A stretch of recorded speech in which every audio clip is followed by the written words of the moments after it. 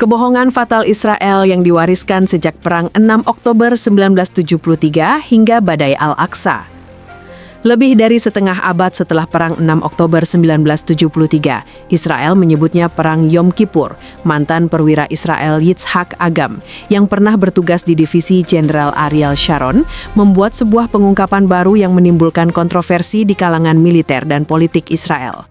Dalam sebuah wawancara panjang dengan Israel Hayom, dalam rangka peluncuran buku barunya, Agam mengungkapkan rekaman langka yang menurutnya mendokumentasikan komunikasi koordinasi antara para jenderal selama perang. Bukti itu membeberkan kebohongan dan tipu daya Sharon yang melanggar perintah di lapangan dan mengakibatkan jatuhnya banyak korban jiwa dan kerugian di medan perang.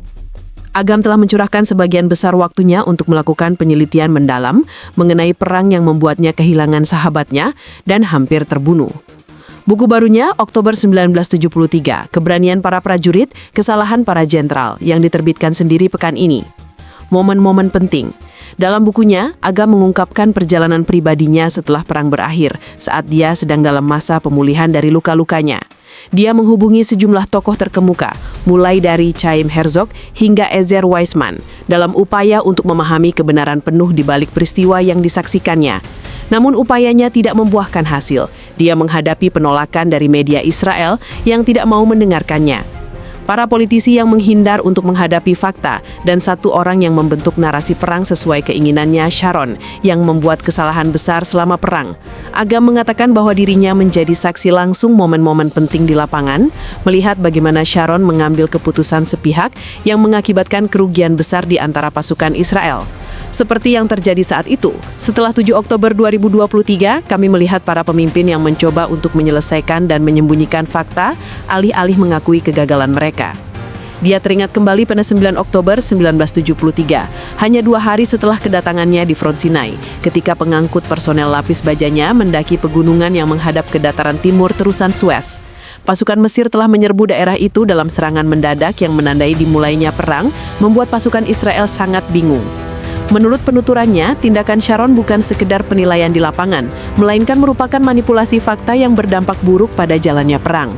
Kami kehilangan pesawat tempur dan tank yang tidak perlu karena ambisi pribadi dan pengabaian disiplin militer. Pada saat itu, tentara Israel menghadapi situasi lapangan yang sulit karena mereka belum pulih dari keterkejutan akibat serangan Mesir yang tiba-tiba, sementara tentara Mesir berhasil membangun posisi yang dibentengi di dalam Sinai. Kita harus angkat topi kepada tentara Mesir. Kenangnya, mereka melakukan pekerjaan yang luar biasa dalam menyeberangkan begitu banyak pasukan menyeberangi terusan dalam waktu yang sangat singkat.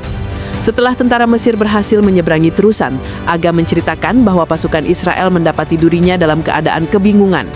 Rencana pertahanan mereka tidak cukup untuk menghadapi besarnya kejutan dan kecepatan gerak maju Mesir.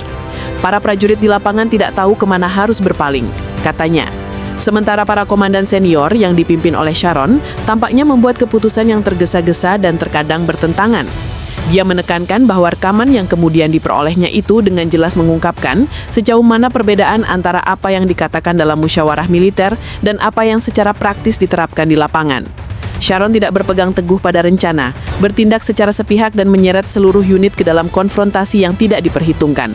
Penipuan itu membuat kami kehilangan banyak nyawa dan tank. Agam tidak hanya mengenang masa lalu, tapi juga menghubungkan pengalaman ini dengan apa yang terjadi dalam pertempuran Badai Al-Aqsa.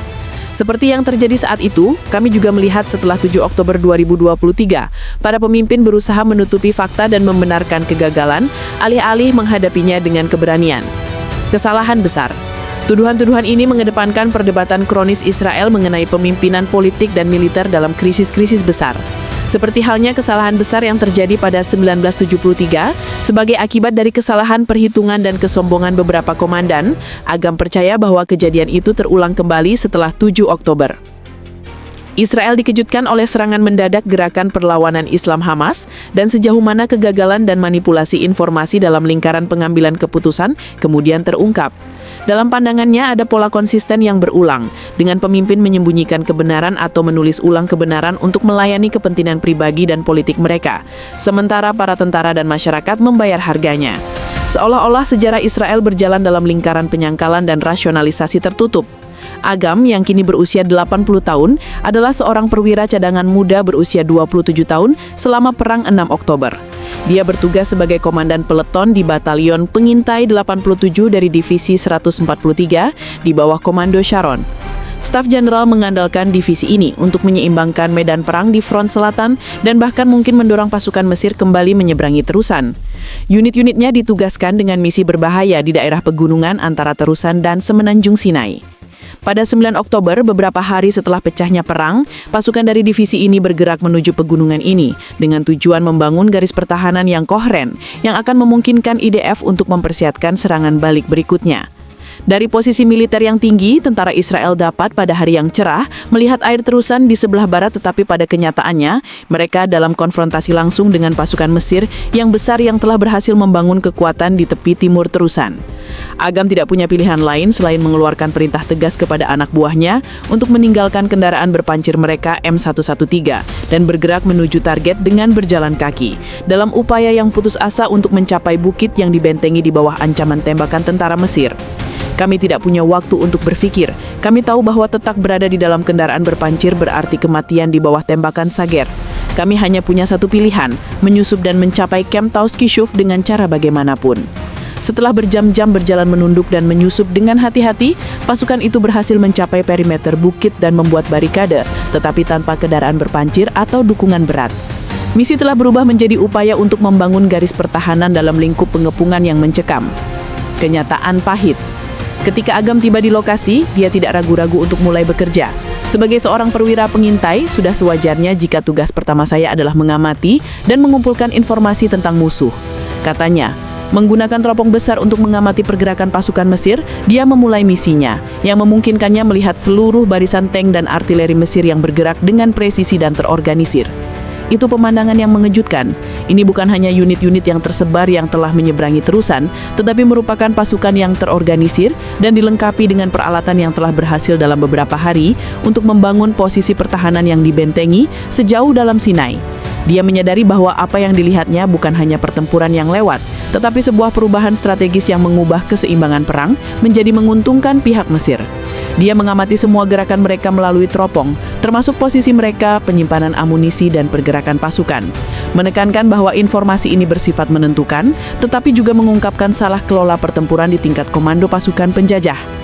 Dia menggambarkan momen tersebut sebagai jendela menuju kebenaran yang pahit, kalau pasukannya tidak siap menghadapi tingkat koordinasi dan determinasi Mesir seperti ini. Dia menyadari besarnya kesenjangan antara perkiraan pimpinan militer Israel dengan kenyataan di lapangan dan perlunya membuat keputusan lapangan cepat untuk menghindari kerugian yang lebih besar. Setelah mengamati situasi, pasukan Agam maju ke garis depan, tetapi terjebak dalam penyergapan kepat Mesir yang mengambil keuntungan dari medan dan melepaskan tembakan dari roket Sajar dan senjata anti-tank, yang mengakibatkan kerugian besar dan memaksa pasukan penjajah mundur.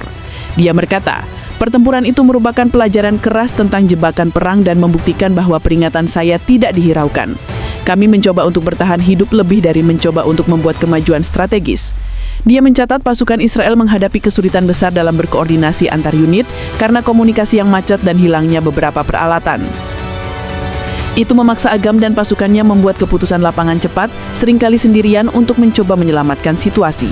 Pelajaran yang paling penting adalah bahwa mengabaikan kenyataan di lapangan demi rencana yang dipaksakan dari atas bisa mematikan. Setiap langkah yang direncanakan jauh dari lapangan bernilai nyawa para prajurit, dan inilah yang membawa kami pada kerugian yang kami saksikan.